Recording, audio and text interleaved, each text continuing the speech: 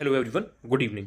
देखिए, direct point पर आता हूँ एंड आपको एक बहुत ज़रूरी बात बताता हूँ। यूपी पीसीएस मेंस के लिए I am very very sure कि आपने 20 अप्रैल से यूपी पीसीएस मेंस और आरओ एआरओ मेंस के लिए पढ़ना शुरू कर दिया होगा प्री के साथ में, अगर आपने दोनों फॉर्म को फिल किया हुआ है एंड आप दोनों एग्जाम्स को टारगेट कर रहे हैं तो।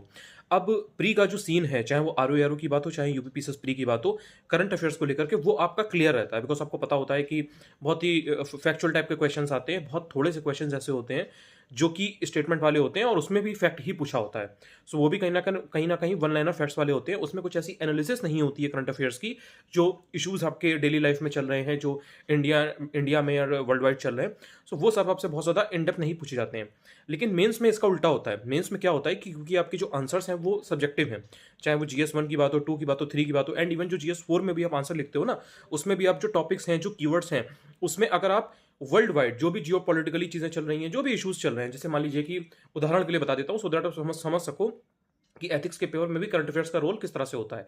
जैसे कि जो फोर्थ आपका पेपर है एथिक्स वाला, उसमें आप जब एथिक्स की बात करोगे, इंटीग्रिटी की बात करोगे, तो आप जो रशिया यूक्रेन वाला जो युद्ध है ना उसकी बात कर सकते हो। आप जो इसराइल और हमास वाला जो वॉर है ना उसकी बात कर सकते हो कि भाई जो हमास के जो लड़ाके थे, जो वहाँ के जो टेररिस्ट थे, उन्होंने इसराइल के वहाँ पर जैसे पार्टी वार्टी हो रही थी, प्रोग्राम चल रहा था, तो वहाँ पर जाकर के किस तरह से चीज़ें की थी। तो कहीं ना कहीं ये एक एथिक्स की अगर आप बात करो, इंटीग्रिटी की बात करो, तो कितना उसके खिलाफ था।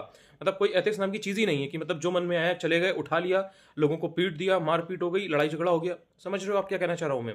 इसी तरीके से यूक्रेन और रशिया की बात हुई थी। भाई सबकी अपनी टेरिटरी है, सबका अपना एक एक घर है सबका। उसमें आए और मेरे को ये एरिया चाहिए, रीजन कुछ भी हो, लेकिन जो करने का तरीका था वो कहीं ना कहीं। तो इस तरह से आप पेपर 4 में भी एग्जाम्पल दे सकते हो करंट अफेयर्स के थ्रू। तो करंट अफेयर्स बहुत इंपॉर्टेंट है, ये चीज़ आप जान गए हो। अब पॉइंट ये आता है कि प्री के लिए तो चीज़ें हो जाती हैं, आप आई दृष्टि कर लेते हो, आप और भी सोर्सेज कर लेते हो, वो इतनी बड़ी प्रॉब्लम नहीं है। बट यूपी पीसीएस मेंस के लिए जो आपको सब्जेक्टिव जहाँ पर आंसर लिखने होते हैं, वहाँ पर कई बार स्पेशली पेपर 2 एंड पेपर 3 में, क्योंकि ये पेपर डायनेमिक होते हैं, इनमें आपको करंट अफेयर्स से सप्लीमेंट करना होता है अपने क्वेश्चन को। जो क्वेश्चन की डिमांड होती है उसमें कई बार क्या होता है कि 2 पार्ट्स में क्वेश्चन आपको दिया रहेगा, एंड उसमें जो पहला पार्ट होगा वो स्टैटिक होगा, दूसरा पार्ट आपका करंट अफेयर्स ओरिएंटेड होता है। सो उसमें अगर आपको अच्छा आंसर करंट अफेयर्स से सप्लीमेंट करना है, स्टैटिक के अपने पोर्शन को आपको सप्लीमेंट करना है, सो वहां पर you need analytical current affairs. और वो आपको कहां से मिलेगा उसके लिए मैं आपको 3-4 सोर्सेज बता देता हूं। ये जो 3-4 सोर्सेज मैं आपको बता रहा हूं, ये मैं आपको इसलिए बता रहा हूं क्योंकि ये ऑनलाइन और ऑफलाइन दोनों मिल जाते हैं।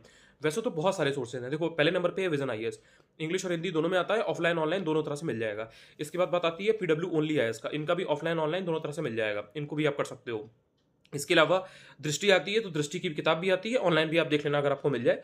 और इसके अलावा जैसे ध्येय आईएएस है तो उनकी परफेक्ट 7 करके आती है, और भी क्रॉनिकल वगैरह आती है एक मोटी वाली इंग्लिश में। सो उसके थ्रू भी आप कर सकते हो। तो देखो, मार्केट में ऑप्शन बहुत सारे हैं। बात ये आती है कि जो आपको to the point current affairs की केस स्टडी भी दे दे, एग्जाम्पल भी दे दे, अच्छे अच्छे डेटा पॉइंट्स भी दे दे, तो वो सब आपको कहाँ मिलेगा? तो उसके लिए अगर on a personal note if you ask me, I would recommend कि either go for Vision IAS और पीडब्ल्यू ओनली आईएएस। इन दोनों में आपको ठीक ठाक चीज़ें मिल जाएंगी। बाकी इट डिपेंड्स ऑन यू। देखो, लैंग्वेज मैटर करती है कि आपको चीज़ें समझ में कितना आ रही हैं। चीज़ें मोर और लेस हर जगह पर सेम ही रहेंगी। 18-19 या 19-20 का फर्क रहेगा। बहुत कोई ऐसा नहीं है कि किसी ने क्रूशियल पॉइंट को छोड़ दिया हो, लेकिन आपको उसकी लैंग्वेज समझ में आनी चाहिए। बहुत से लोगों को विजन आईएएस समझ में नहीं आता है। बहुत से लोगों को क्या है कि जो ध्येय है उसका बहुत अच्छे से समझ में आता है। किसी किसी को दृष्टि बहुत कंफर्टेबल लगता है। क्यों? क्योंकि वो ओवर द पीरियड 4-5 सालों से दृष्टि आईएएस से करते चले आ रहे हैं। किसी किसी को पीडब्ल्यू ओनली आईएएस काफी अच्छा लग रहा है तो वो उसके थ्रू भी कर रहे हैं। So it completely depends on you कि आपकी चॉइस क्या है। आप 1-2 बार महीने का पढ़ के देखिए। अगर आपको उसकी जो एनालिसिस है, जो उसमें पॉइंट्स बताए गए हैं, जो सारी चीज़ें हैं, अगर आप उनको कॉम्प्रीहेंड इसलिए कर पाते हो तो आप उनमें से कर सकते हो। विजन आई इसमें क्या है कि बहुत ही टू द पॉइंट रहता है, क्रिस्प रहता है, छोटा छोटा रहेगा, लेकिन उसमें आपको थोड़ा सा मतलब एक बेस होना चाहिए। अगर आपका बेस नहीं है तो कहीं ना कहीं आप उसको समझ में नहीं आएगा, क्योंकि उसमें वो बहुत ही शॉर्ट में लिखते हैं, तो टू द पॉइंट होता है, वो एग्जाम ओरिएंटेड होता है।